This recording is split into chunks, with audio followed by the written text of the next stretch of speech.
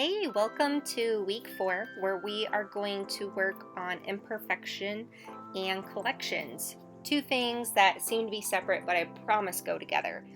Now, for your first exercise, I have tasked you with creating an imperfect page.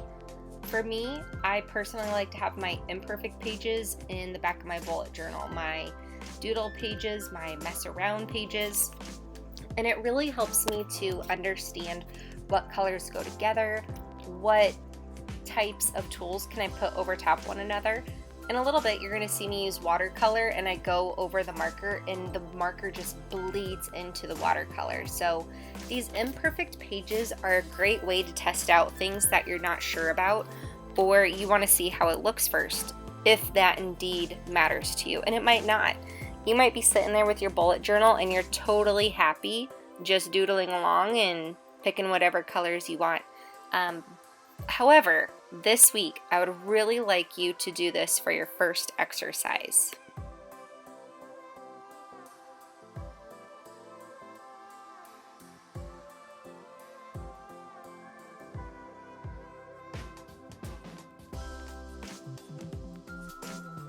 Now for my first collection, I wanted to do something that was relatable and something a little outside the box. So for collections, remember, according to writer Carol, you can pretty much do whatever you want that is helping you with your productivity. But as I have mentioned again and again, if it makes you happy, that's all the worthwhile it can be. It can just make you happy, and it doesn't have to have more of a reason than that to be a collection in your bullet journal. Now, starting off with imperfections, you're going to see that I did my 90s style S wrong. I think it's the first time ever I did it wrong. I have a little extra line there, and it just drove me nuts. I couldn't believe I did it. So this whole time I was doing these spreads and making all these awful mistakes, I just kept thinking of you guys and kept thinking about how I have charged you with letting go, and it's not a big deal, but man, that bothered me. So I'm going to try and cover that up here in a little bit.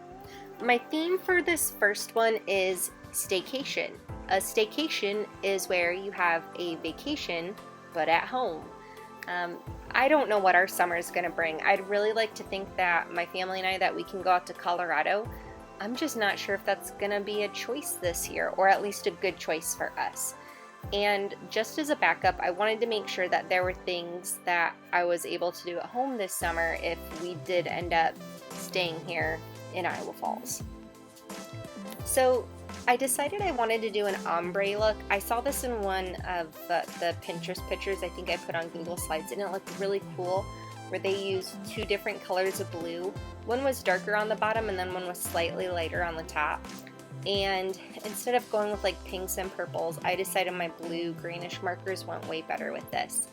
You can see that my super tip marker is kind of pulling some of that black out of that outside marker. No big deal, I just kept plugging away.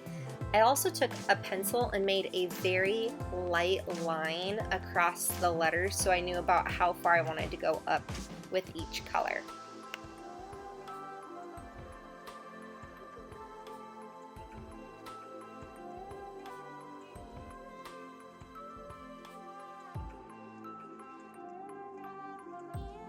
When we talk about imperfection, oftentimes we think of the things that we're not good at, or all the different ways that we fail. And this week in the Google Slides, I really wanted to impress upon you that to fail is human. That's what makes us who we are. Because if we don't fail, if we don't make mistakes, we don't grow, we can't learn anything. And I showed you those beautiful pieces of pottery that had been broken or defected in some way. And what they do is, instead of just throwing away this piece of pottery, they take this gold medal and they're able to put the pot back together. And the idea is that once this pot is put back together, it's completely unique and special, and nothing looks exactly like it. And I love that look. I'm completely inspired by that. So for my letters for staycation, I took one of my shinier gold pens and I decided to make some gold veins through it. It looks so much prettier in person because the gold really shimmers and looks different in the light. And I honestly wish I would have stopped where I did I really like the way the spread looks with the cool colors on top and the warm colors on the bottom. And then I made another mistake.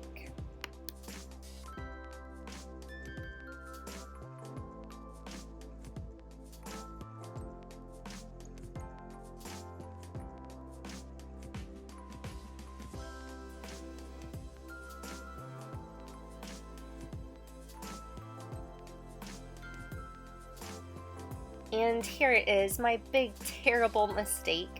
I thought it would look cool to go in and kind of add some darker lines around these squares, and I hate it. It's too dark, it's too bulky. I thought I was tying it in with the top piece and then decided it's just too much. Looking back, I would have done it differently, but it's done and it's no big deal. Is it perfect? Absolutely not. Is it the way I imagined it? Nope. But at least I tried. I mean, I did something, and now I know that next time I would maybe stay away from that or not make it too dark or too heavy. Now, to contradict the heaviness, I did go into these bullet points with my gel pen again, just to kind of bring the two designs together to put that imperfect gold on my imperfect boxes. These boxes I am going to use as bullet points for my staycation ideas. I do think it is important to write things down that you want to do, and the more I bullet journal, the more I can see how helpful this is and how extra motivated I am to do these types of things. So if you're not sure if it's something you want to do or you've been thinking about, write it down in your bullet journal and give it a try.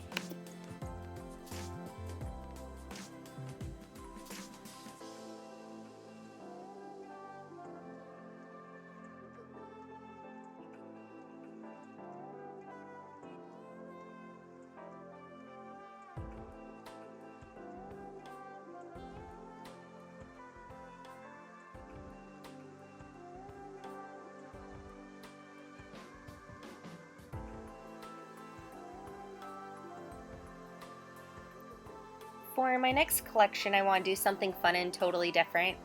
In the theme of imperfection, I wanted to do something that I'm excited about but cannot even do as well as an elementary student.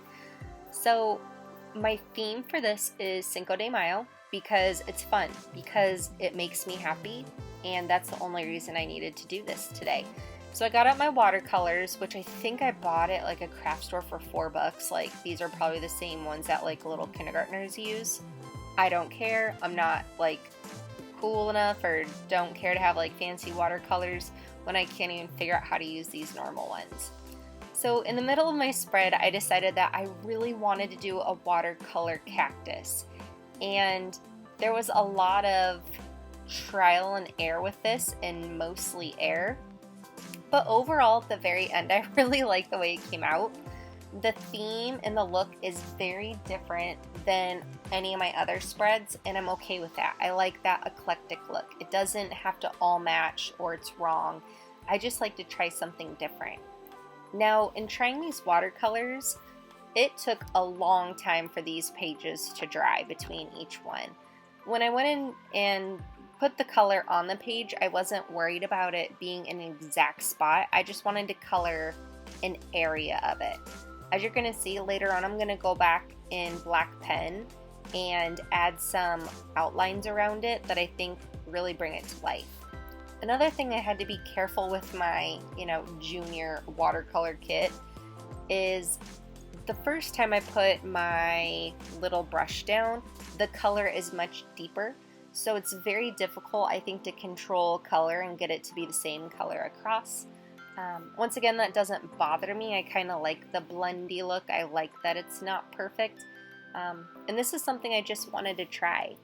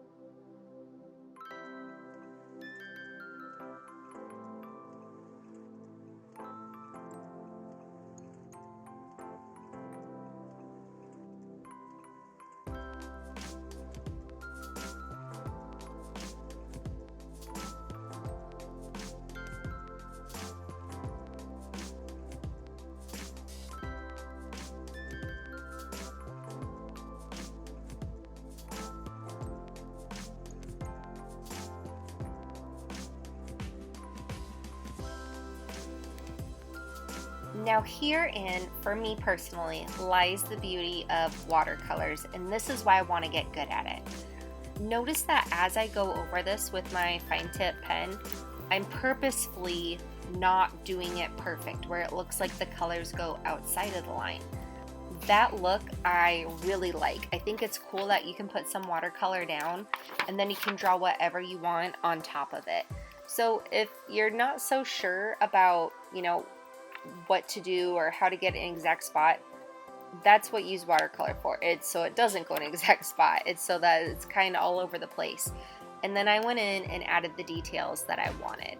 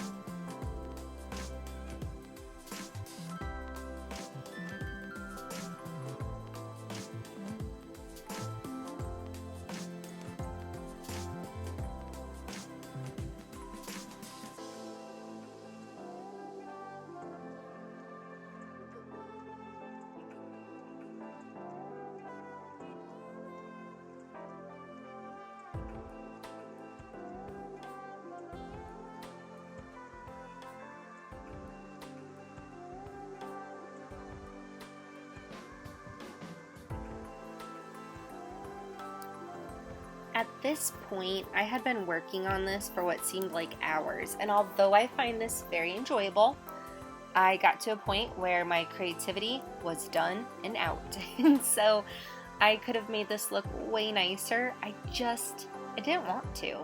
And I just want you to know it's okay for your spreads not to be perfect and not to have every single piece of lettering lovely.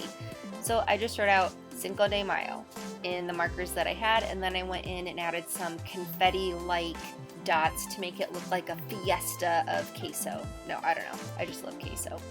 So on the left-hand side, I wrote Cinco de Mayo, and then on the right-hand side, I was going to list like all the party ideas or things that I want to include. Mostly, it's different types of food that I want to eat on Cinco de Mayo.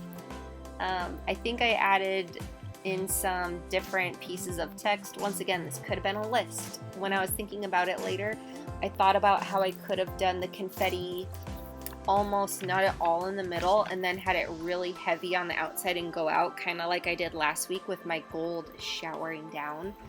But this worked, and so I just want you to know it doesn't have to be perfect, and it doesn't have to be something you spend hours on, and not every single collection has to be crafty.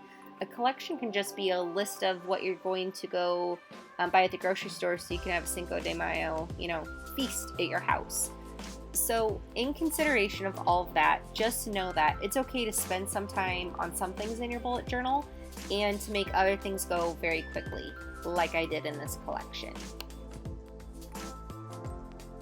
So that's it for week 4. Go ahead and send me pictures of your imperfect pages and your collections, and I'll send out prizes on Monday.